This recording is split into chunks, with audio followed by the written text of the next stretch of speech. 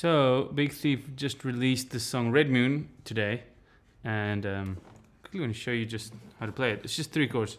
1, 2, 3, 4, and then C.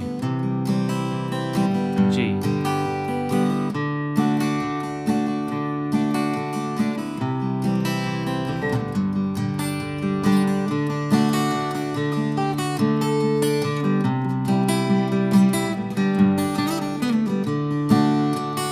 Same chords as.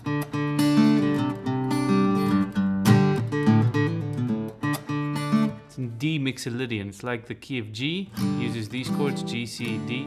But if you play in D mixolydian, it's like D is the center of attention when you're using the chords in the key of G. So it's like.